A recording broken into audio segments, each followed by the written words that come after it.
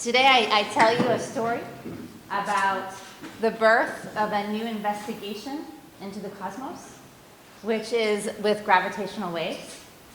And I will tell you how we first saw the collision of two black holes, and how that and the first time we saw the collision of two neutron stars gave rise to this field of gravitational wave astronomy and what we call multi-messenger astrophysics, the ability to see the universe and understand it in completely new ways, where before we only had light, now we also have these things called gravitational waves. And I will explain them to you, hopefully. And then Pablo will follow up with more of the theoretical parts of this. So this, if you are an astrophysicist or an astronomer, this is our lab. We do not have one in the basement that we can poke. They don't let me grow black holes in the university, sadly. So we look at the universe with telescopes, and it's usually grand enterprises. Many people, because it's a very expensive tools and experiments that we need to collect data from the universe. This is this big, beautiful telescope called the Hubble telescope, which launched by NASA, stared at a dark spot on the sky for a very long time and revealed that it was not dark, but rather full of all these beautiful spots of light, each one being a galaxy like our own galaxy.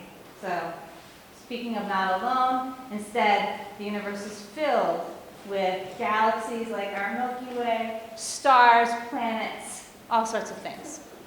Every time we see light like this, it is very old light. It's been traveling to Earth to get to our telescope for millions and sometimes billions of years.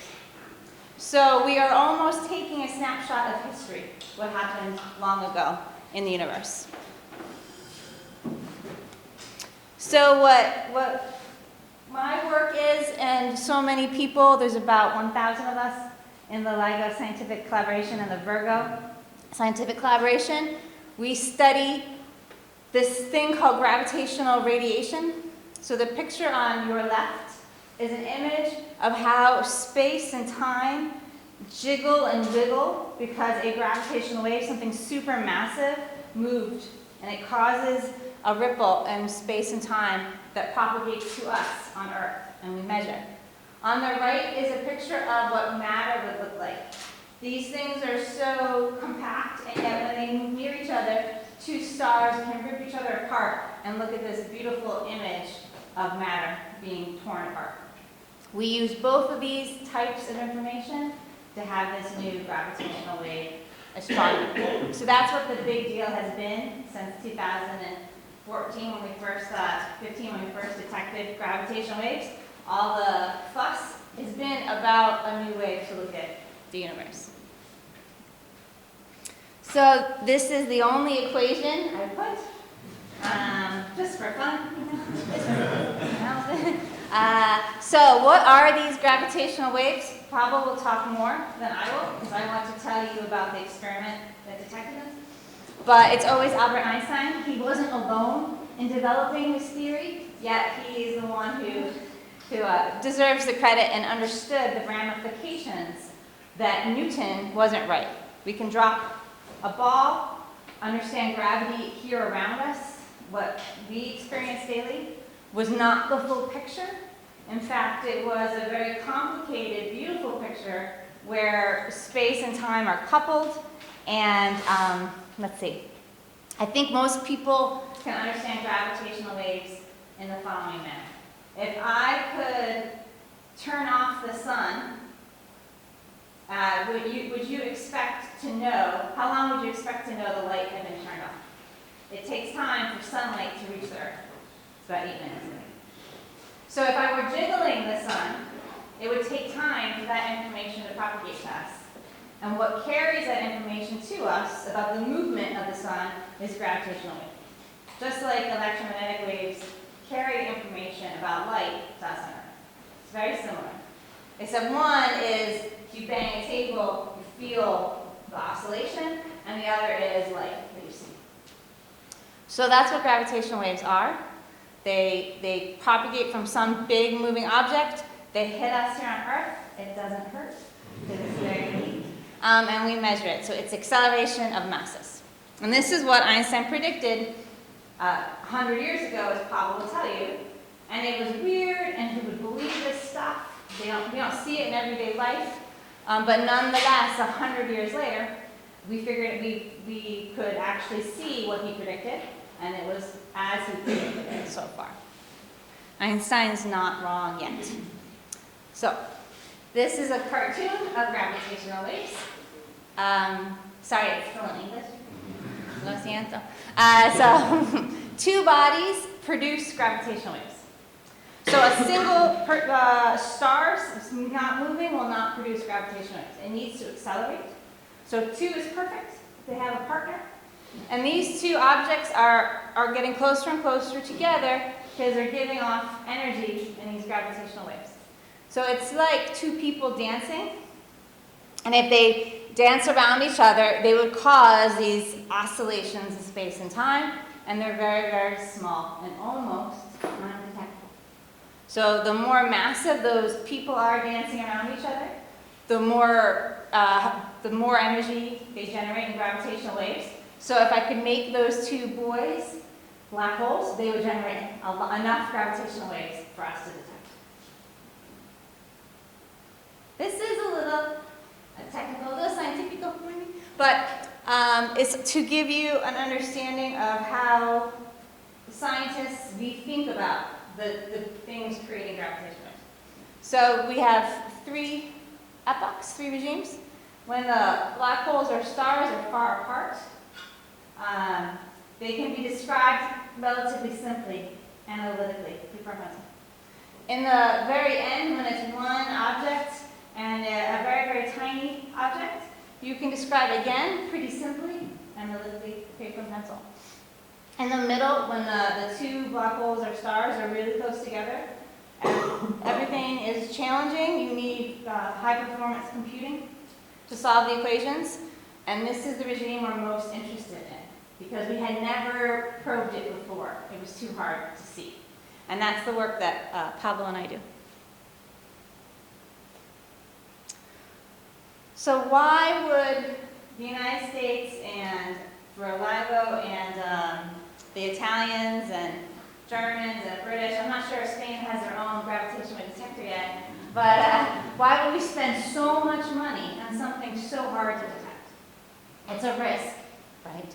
Well, many years ago, in this picture, this plot is from 2010, there was a radio telescope, a huge dish that sits on the ground and basically looks or listens for things in the universe that go bump. And it's called the Arecibo Radio Telescope in Puerto Rico. And it actually saw evidence for gravitational waves and won a Nobel Prize many years ago for this. And the evidence was they didn't directly detect the gravitational waves, but rather, we all had some physics, right, maybe, many years ago. In physics, you learned that 2 objects can orbit with Kepler's law, and they stay like that forever. But general relativity says they will eventually collide into a single object because they lose, their orbit decays due to gravitational radiation. And the Arecibo telescope with Hulse and Taylor saw this from 2 stars orbiting, and general relativity correctly predicted the decay of the orbit, and therefore the first Nobel Prize in physics to gravitational waves is given. But this was with stars very far apart in the weak regime, not testing general relativity in the strong regime yet. So in 2015 it changes. We get the first direct detection of gravitational waves. That means not detecting the presence of gravitational waves because of how something acts, but rather literally measure the gravitational waves themselves. So that was Einstein predicted 100 years ago. It took a collaboration of engineering, computing, theory, all sorts of physics to make it happen. So that's how you get un mil gente.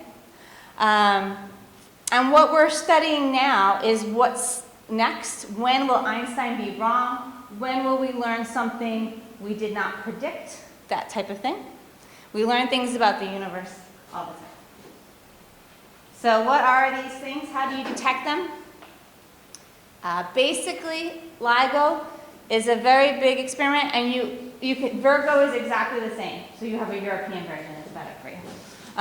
You pretend that you have a ring of particles, masses, and the gravitational wave hits them and makes them dance like that. So what we're measuring is that distance between the masses as the wave hits and causes them to move. But we're going to do it with two masses, or four actually, hanging from interferometer in an L shape. And I'll show you a movie. It makes it better. So imagine that LIGO is like those rings of particles, or Virgo, and we're going to use two of the masses dancing to measure the gravitational waves. The movie's better. This is LIGO in Washington State.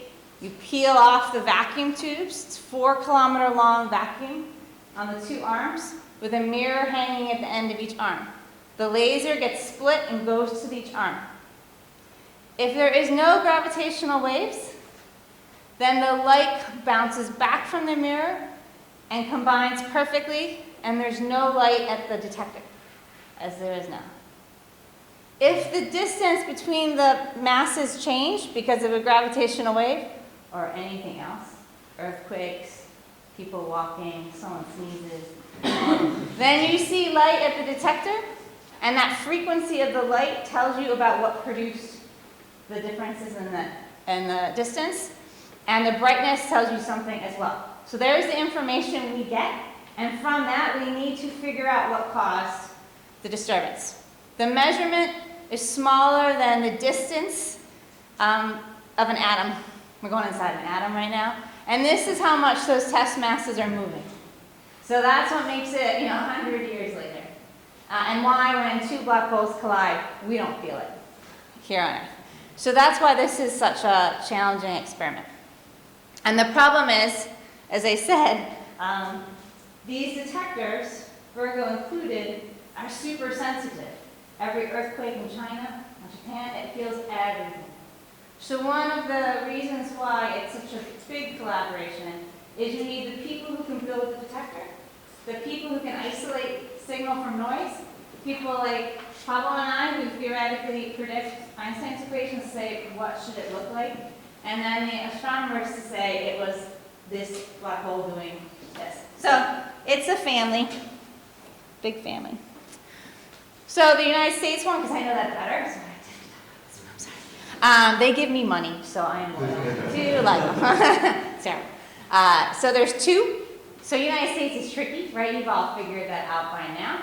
And so they built two detectors so that they could win the Nobel Prize. This is my theory. You recording me? That's bad. Because with two detectors, you can verify the first detection of gravitational waves. Clever. So they were first built in 1994, a long time ago, and saw nothing.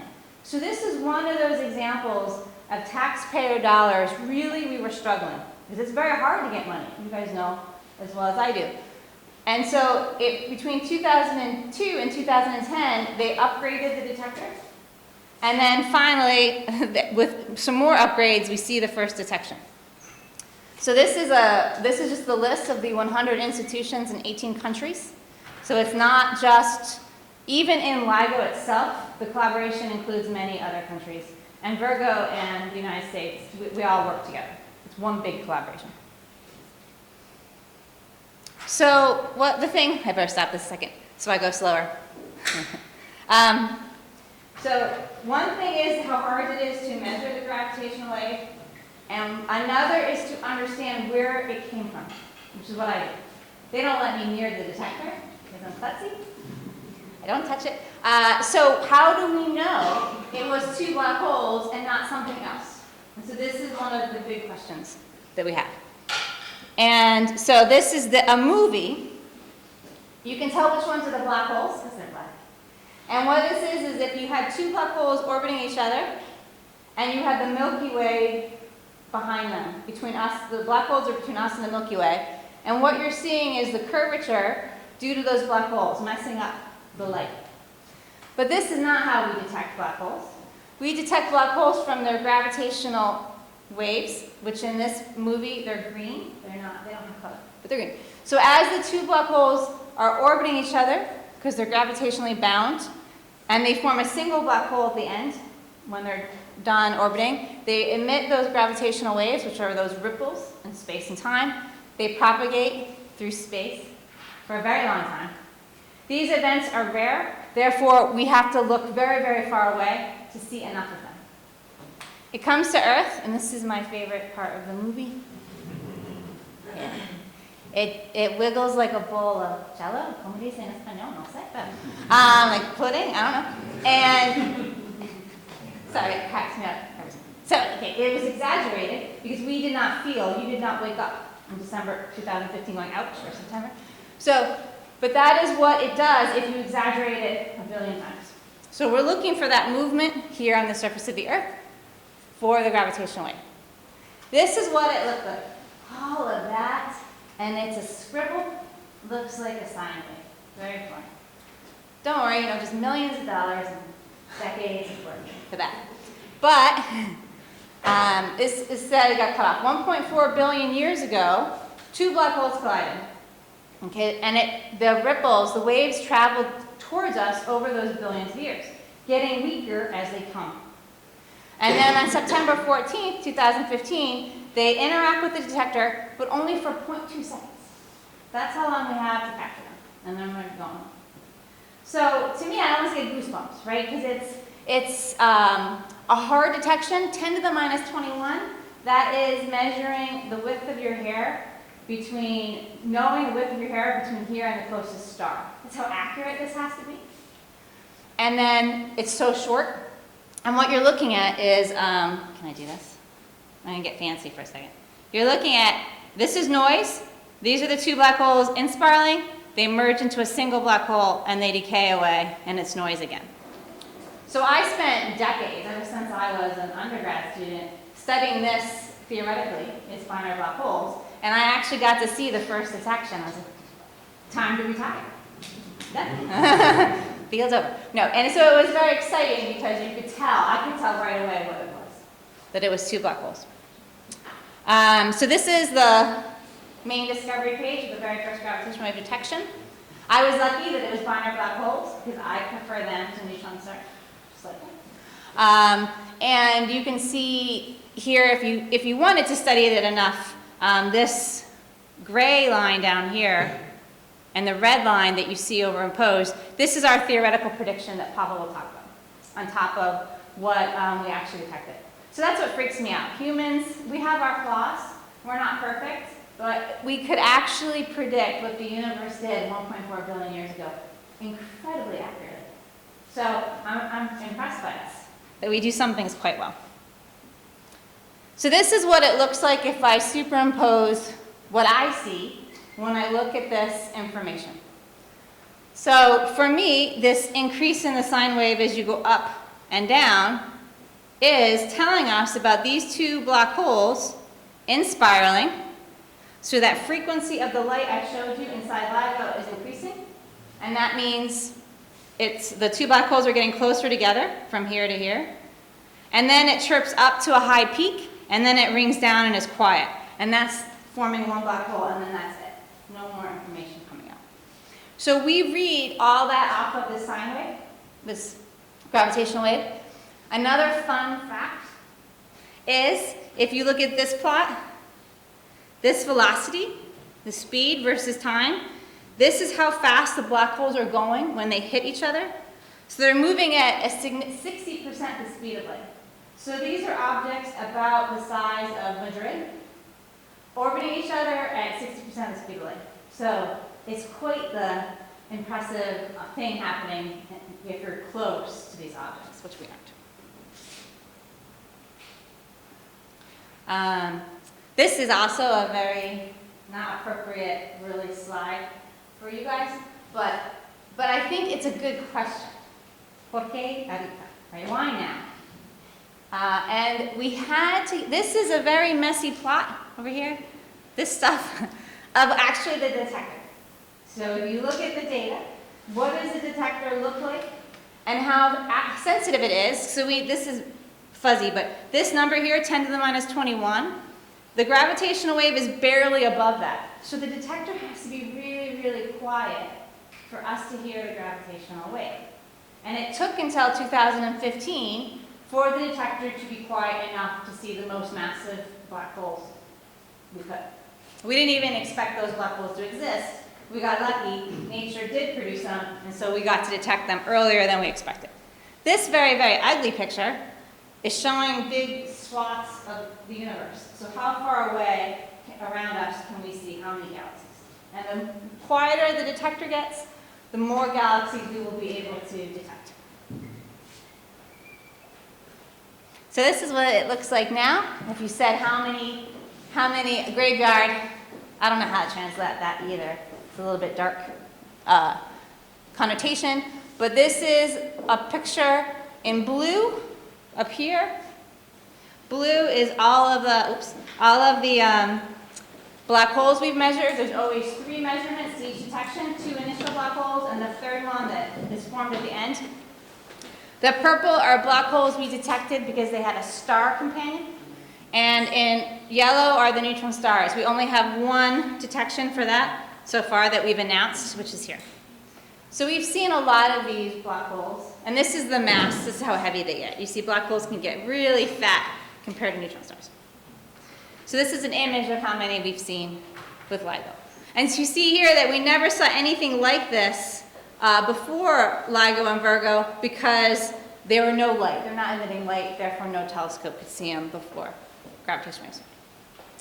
So another Nobel Prize is given in physics. I mean, not to the entire collaboration, but just to these 3 guys. It would have been one different man, but he passed away before, so somebody got a Barry Barish. Ray Weiss, Barry Barish, and Kip Thorne were given the Nobel Prize in 2017 for this very first detection of gravitational waves. Why? Because the fundamental physics challenge. Is general relativity correct? Do we understand gravity? And this is why you get a Nobel Prize. Because you have built an experiment, built a theory that correctly reflects what's happening in the universe and has you something completely new. In this case, the fact that gravitational waves are what's predicted by the theory, they behave as we expect them to. So they get the Nobel Prize. It's really hard to get these guys to come to meetings. So you have me, yeah. They're really overbooked. Anyway, Kip Thorne now makes movies. He was the executive director of Interstellar. Forget him.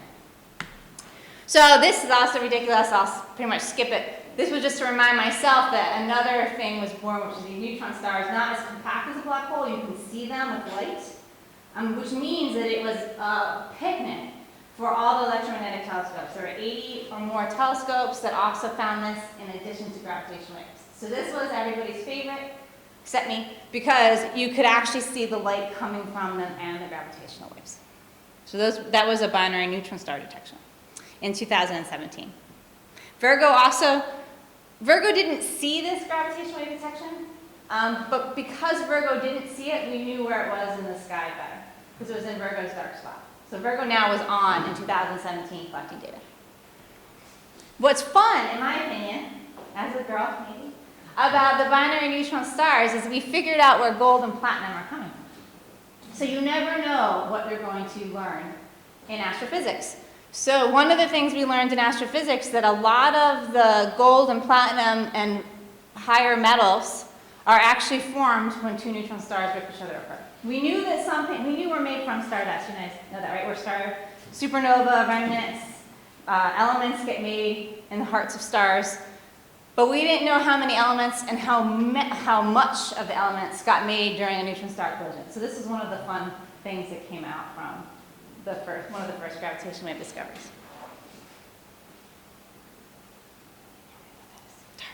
So this is, if I step back now, LIGO and Virgo were one part of the story over here. And here's a Japanese detector is coming online. It's called Kagra now. This is an old side. And there's going to be one in India in the next 20 years or so.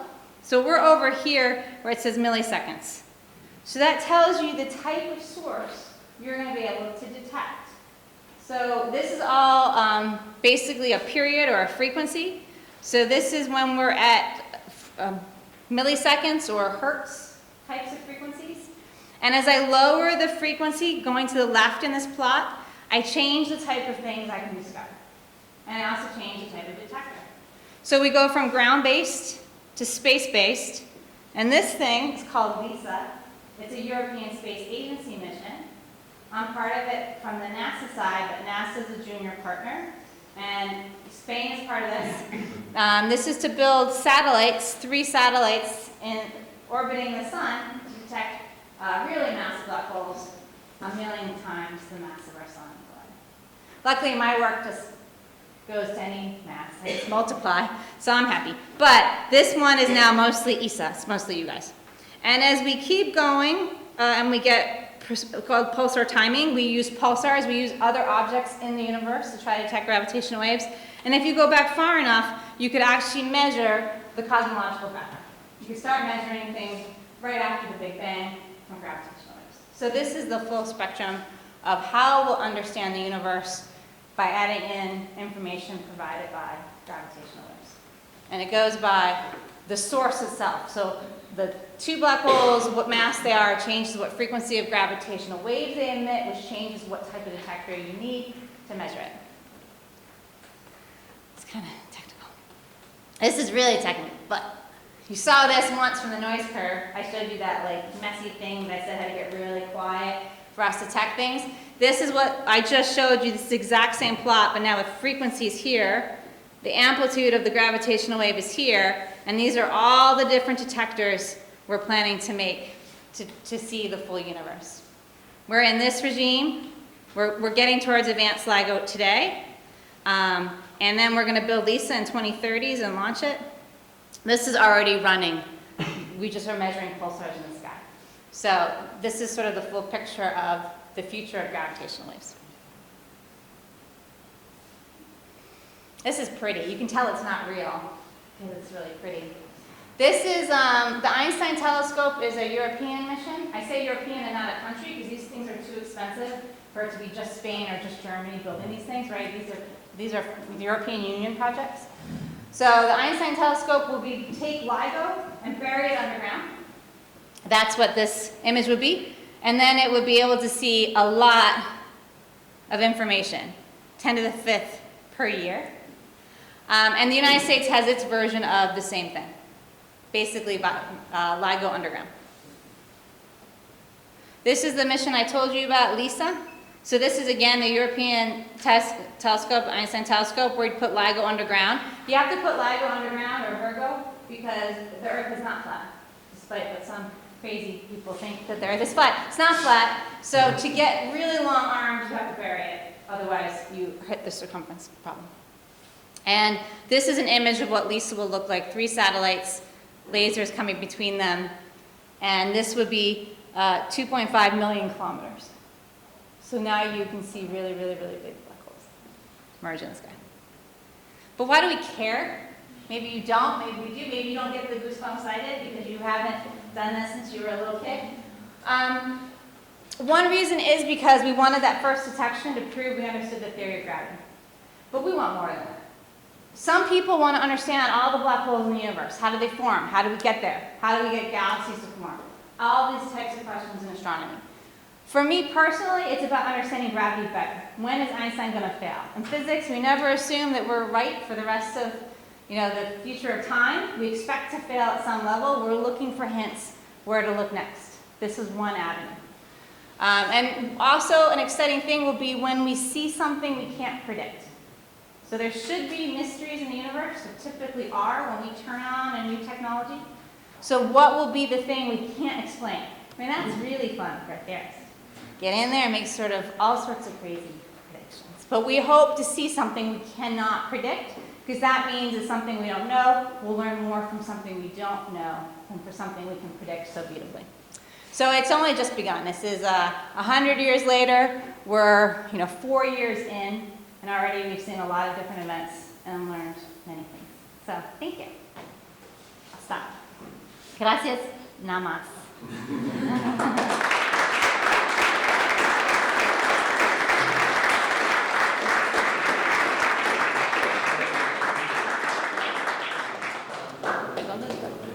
¿Preguntas o no? Sí, okay. That's okay. The torture zone. I understood from the graphs and the videos you put is that what I understood from the videos you play is that the gravitational waves move in the plane of the rotation of the. So there is no detection if you are looking That's perfectly. right. So we asked how do the gravitational waves propagate, kind of. So they travel perpendicular, they disturb perpendicular to the direction of travel. So if the screen is LIGO and the gravitational waves hit this perpendicular, it will move parallel to the screen. So it is longitudinal. It is the same as electromagnetic radiation if you learn. So it will move in one direction and it stretches and squeezes perpendicular to that direction. So LIGO is blind. All gravitational wave detectors are blind in certain spots. And then they're most sensitive, if LIGO is on the ground, they're most sensitive here and up, and then least sensitive as you go.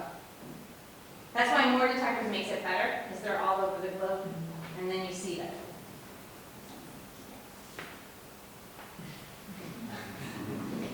No, ahorita en español. Es difícil para. One question. Yeah. When are these new experiments expected to run? So none of the really cool ones, the super long underground, are funded. So LISA, the European Space Agency, is funded. 2030s, it should fly. We're really excited. LIGO's next version, which is more sensitive in the same arm length, is funded. Nothing else is funded yet. So there's a lot of hope and prayers, but not. Okay. Thank you very much. Sure.